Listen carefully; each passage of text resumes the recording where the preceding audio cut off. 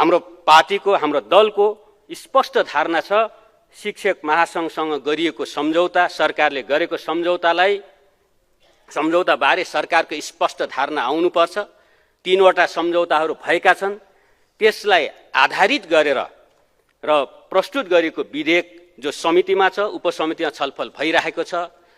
उपसमितिमा रहनुभएका माननीय सदस्यहरूको भनाइअनुसार त्यहाँ धेरै विषयहरू टुङ्गिसकेका छन्। यो सम्झौतासँग सम्बन्धित विषयमा सरकारले धारणा स्पष्ट गर्ने बित्तिकै केही समय केही दिनमै त्यो चाहिँ विधेयक टुङ्गो हुन्छ, समितिमा आउँछ, सदनमा आउँछ र छिटै पास गर्न सकिन्छ भन्ने त्यहाँको जानकारी मैले पाएको छु।